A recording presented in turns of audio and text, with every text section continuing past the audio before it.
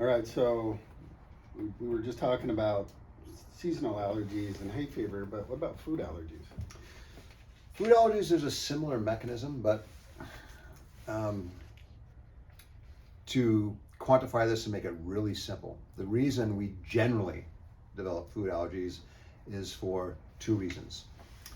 The less common of those two reasons is we're eating something that is out of our genetic ethnic realm. In other words, I'm Scottish. I'm Scottish and German. I have no business eating Mexican food. Yeah, like the Japanese and don't drink a lot of milk, right? Right. Exactly. Exactly. So you look at some cultural history of your background. Say, okay, well, what were our traditional foods, and see if you're eating way outside of those traditional habits. I'll call them. So I'm Irish, so potatoes, stews, Whiskey. everything's a stew. Whiskey. I'm a good. That's perfect. All right, go on.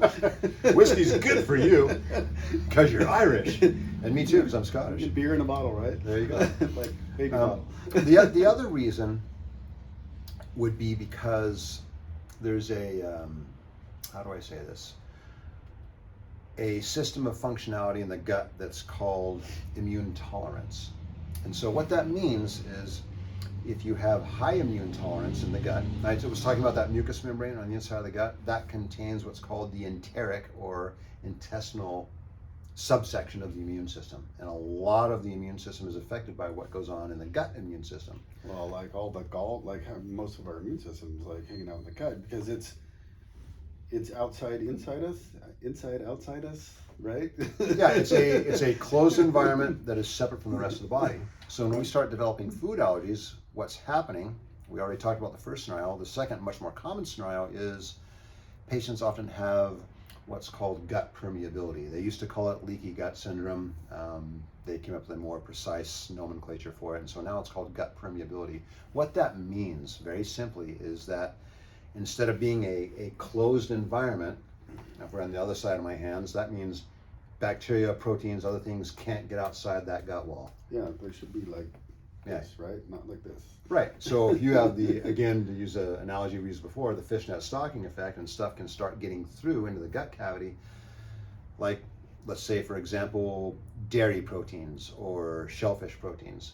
They get outside that gut tube because it's supposed to be a enclosed tube, and then they get into the outside, into the gut cavity, and the body goes, hey, we've got shellfish proteins or dairy proteins that are unprocessed that shouldn't be in this body space.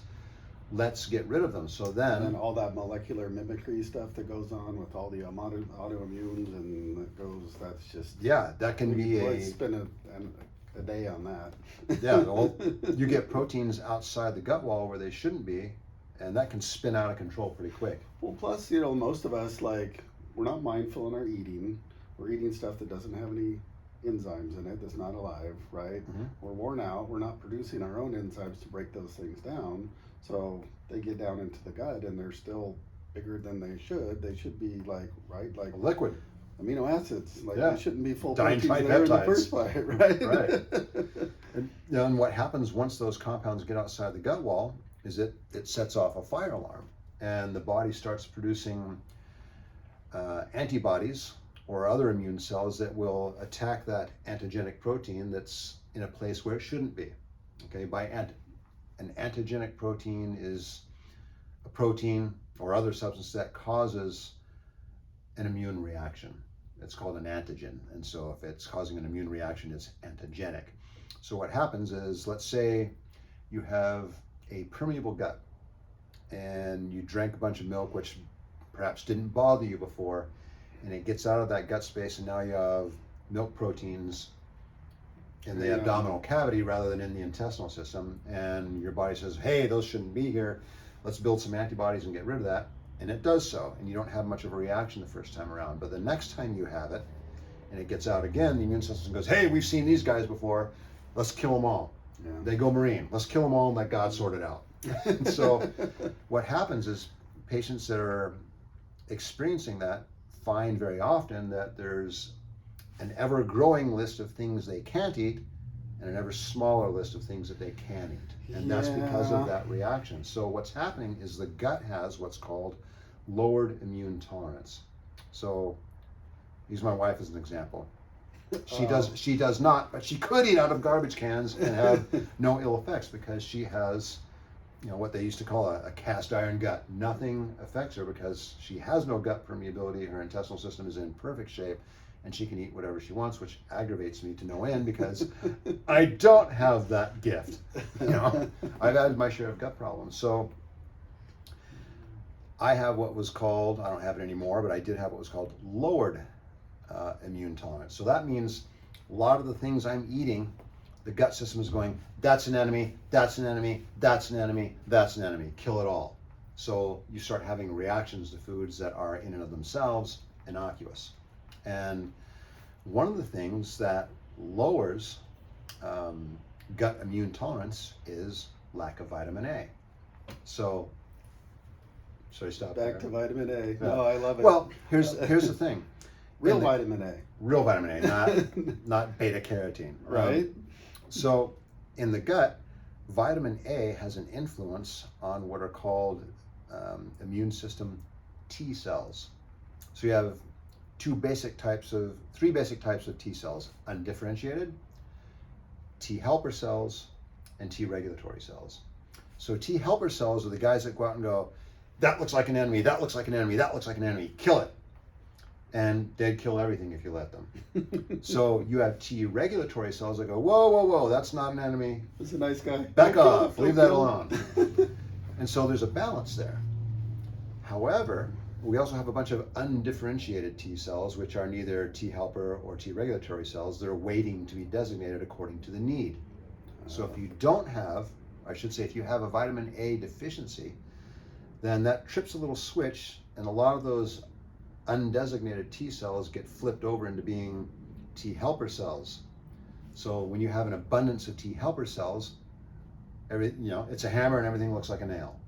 And that's what starts happening. And so then you start developing more and more what they benignly call food allergies. It's not the food, it's the fact that it's gotten out of the gut wall into the body cavity, and now antibodies are reacting to it because it's in a place where it shouldn't be. And part of that reaction is if you have an overabundance of T helper cells going, kill that, kill that, kill that, then the body becomes overreactive to things that it normally wouldn't react to because of the lack of vitamin A. There's not enough T regulatory cells to control the activity of the T helper cells. And one T helper cell designation is T17. It's T and then a number, and that designates the cell's function. T17 are the type of T helper cells that tell the body to build antibodies to its own tissue, like an autoimmune disease. Why is that happening? Part of that is a vitamin A deficiency. It's simple stuff. I know, and I love that about standard process. Sometimes it's like, in the world of functional medicine, there are just tons and tons of protocols for gut, right? And like, my protocol after we've worked together is it's on one page, it's about this long, and it's simple. And it's amazing how well that works. And it's just, targeting what needs to be targeted in a common sense way, Yeah, there's a great simple standard process product. When I had a lot of gut problems, and I was becoming more and more intolerant of more and more different foods, that told me, okay, my gut's like this, it's a fishnet, it's not a tube, and I have to seal up those holes. Well, then you have to reverse engineer it a little bit and go, okay, well, what's the gut wall made out of? It's made out of epithelial tissue, but it's kind of like if you've ever taken a garden hose and had to put a new nozzle on, you strip the rubber down. Underneath that rubber, there's a lattice work of nylon that prevents the inner tube from expanding and blowing the hose out.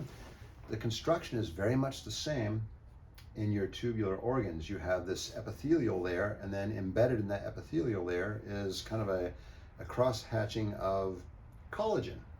So think of collagen like rebar in concrete. It holds structure together.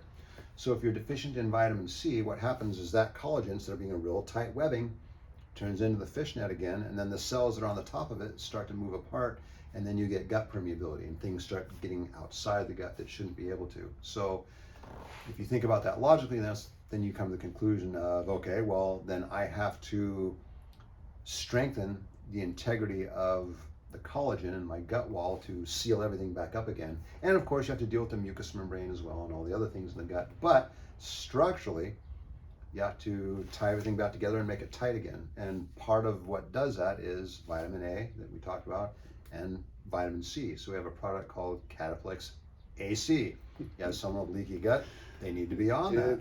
There's this whole thing, like if it's that simple, like people like have no interest, like, oh, it can't be that simple. But I swear a lot of these things are that simple. Well, hey, when's the last time you ate some cod liver oil? I don't eat cod liver oil. When's the last time you had a carrot? I hate carrots.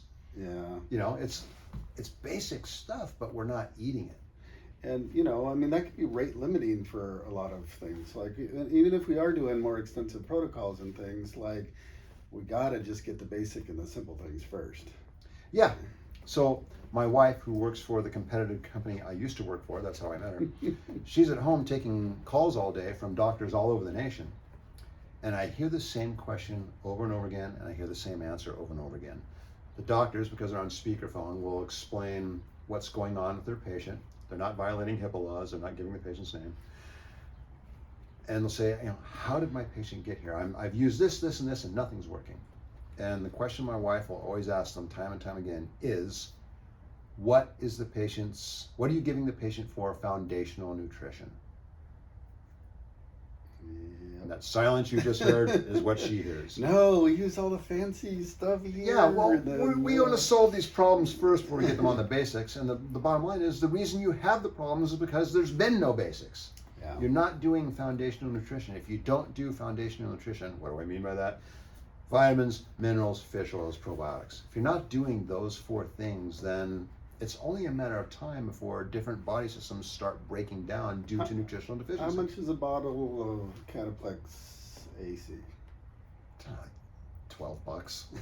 Wait, Right. that's the rep price. I have patients that come in and they go, "Oh, I went to this seminar about $24.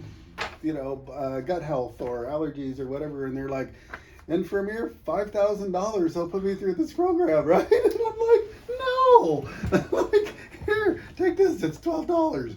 You know, I've had some exotic gut problems in my life, and sometimes you do need some advanced diagnostic services, but the solution in terms of nutrition should never be that expensive. You still got to take care of the basics. Yeah. Right. There's, you know, and we don't have to get deep into that, but you know, I know that there's some really cool things for killing things. I carry when I travel, you know, I have an arsenal, right? Like we go down to Mexico, like yes, we're just gonna make sure that, you know, we don't get that again. Well, you know what's interesting is, you know, I traveled to Poland in 1995, and a friend of mine that was used to traveling overseas said, "Look, you're a gut problem guy. If you just start taking a tablespoon of Pepto-Bismol a day 3 weeks out and continue it when you go there, you'll never get sick." The guy was right. I met some great Russian friends, and this enormous Russian grandma gave me what I thought was a lunch meat sandwich. It was raw bacon. They cure it with salt, so there's nothing wrong with it. I didn't know that. And still, it was sitting in a cooler in a sandwich bag and some melted ice. And I ate this thing, and my buddy's going, "Man, you're going to spend the rest of this vacation on a toilet." Nothing happened. So the point I'm getting at is that what Pepto-Bismol is it's a form of liquid clay that binds to pathogenic bacteria and keeps them from infecting your body and your gut system. I have better binders. Well, yeah, the point I'm making is, you know, you're also taking some cancerous pink dye that'll come back and bite you in the butt when you're 70 if you took Pepto-Bismol all your life. But there are products like GI Adsorb in the standard process line, which is a form of zeolite, which is a compound that's made when hot lava meets seawater. Yep. And it's super hyperabsorbent. If you think you've eaten something that's going to give you some Montezuma's revenge, as they like to call it, then you can take some of this GI Adsorb. It binds the pathogenic bacteria, just like Pepto-Bismol without the poisonous pink dye, and takes care of the problem. I use that a lot, even when I'm when detoxing somebody, you know, when they're pulling this stuff out. I don't want it to just recycle into their system. So Yeah, exactly. Get it out. So like we said, I mean, who would have thought that this weird compound called clinoptilite, which is what's formed when lava meets seawater, that would have a beneficial effect in human physiology? But it does. It's natural. You have weird guys that geek out on this stuff going, well, what if we added a hyperabsorbent substance? Oh, clinoptilide, perfect. Yeah, you take it first. Yeah. Well, they've been using, what's interesting is they've been using it in the dairy industry for decades because it pulls all the bacteria out of the cow milk. Oh. So that's how you can have dairy farms in absolutely wretched sanitary conditions. Don't get me started in the CAFOs, man. Yeah, Poor cows. but they give them zeolite, and that pulls all the pathogenic bacteria out of the milk. So, good stuff.